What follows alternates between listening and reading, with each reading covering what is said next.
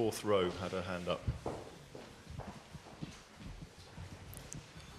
Bonjour, pardonnez-moi, je parle que le français, Madame Tashkon. Je ne sais pas si vous comprenez le français. Oui, oui, je comprends le français. Oui, alors j'ai une question. Mais je n'écoute très bien. D'accord, j'ai une question pour vous et j'ai une question pour le président de la Somalie, M. Hassan Sheikh.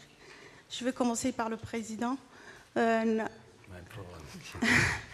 raalliga ahaada af ingiriisiga kuma hadlaa faransiiskan ku hadlaa madaxweyne waan ku salaamayaa waxaan doonayaa inaan su-aal ku weydiiyo su-aashaasi waxa weeye ururo badan ama gobollo badan oo Soomaaliya ayaa ka soo qaybgalay shirka kan aadna waan ugu faraxnay anigu waxaan ka soo jeedaa gobolka la yiraahdo saddexda gobol la yiraahdo Khaatuma State of Somalia kumana soo darin shirka kan waad naga reebtay waxaan doonayaa inaan ku weydiiyo Khaatuma State of Somalia iyo dad kale oo Soomaaliyeed sida Awdal State ummad kale oo Soomaaliyeed oo Soomaalinimada jecel maxaad uga reebtay mise madaxweyne ma uma tihid iiga jawaabtaa adoo raalli iga ah I don't understand, but he's smiling. Yeah. So.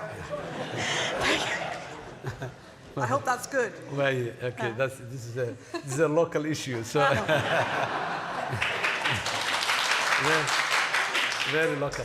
aad iyo aad u mahadsan tahay su'aal aad iyo aad muhiim u waaye sida ay hadda ayadu u sheegtay documentigan compactiga la leeyahay ee maanta halkan lagu waxeeyay waa documenti nool oo soconayo oo marba maxaan ku iraadaayay intii la gaari karay iyo intii kale ka dhiman aan ku soo diri doono qof Soomaali ah oo xuquuq ahaan looga saaray ma jirto mushkilada dalkan duruufaha ku sugan yahay waa taqaanaa gaari weyto si oo loo gaari waaye oo obstacles xanibaadyo ay jiraan way jirtaa laakiin qof Soomaali ah oo xuquuqdiisa la bixinayo ma jirto intii hadda la gaarin waa inta halkan la keenay ama tala wax ku soo biirisay inta dhimanna way ku biiri doontaa documentigan waa documenti nool oo soconayo maanta kuma ekaanin kumana dhama marka waxaan rajaynaynaa stageska dambe insha Allah dadka reer Khaatuma iyo dadka kale oo dhanba inay ku soo biiri doonaan waa mahadsantahay waad mahadsantahay sorry maintenant c'est pour vous s'il vous plaît Madame Cheston.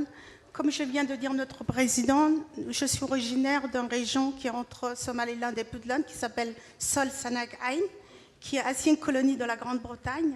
Malheureusement, Khaatuma State of Somalia. I'm sorry, I'm just asking Vous if pouvez it's parler un peu plus fort, s'il vous plaît. D'accord. Oui, oui.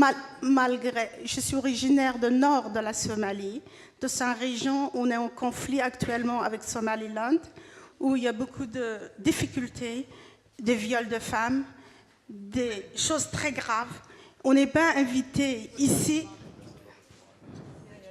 Nous ne sommes pas invités, Madame, pardonnez-moi, je vais profiter de cette occasion, je vous remercie.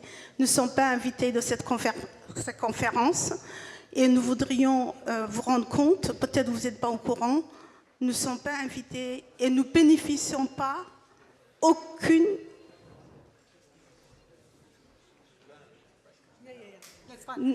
Because I'm sorry, je m'excuse, mais c'est très difficile à écouter ici parce que le micro. Mais je comprends maintenant. Je répondrai en anglais parce que c'est plus facile pour moi. C'est très important pour moi. This morning, civil society was represented at the breakfast meeting. We've had civil society with us throughout. Your point about women and the difficulties in your region of violence, it's been a theme throughout the day of people being very concerned that some of the work that we do must be focused very directly on the issues that affect women in terms of security and stability. But overall, there is no future for any country that fails to include the women in their political and economic life. I say that everywhere I go, in every country I go to. And I would say of this country too, it's so important that women can play their proper role throughout political, economic and social life.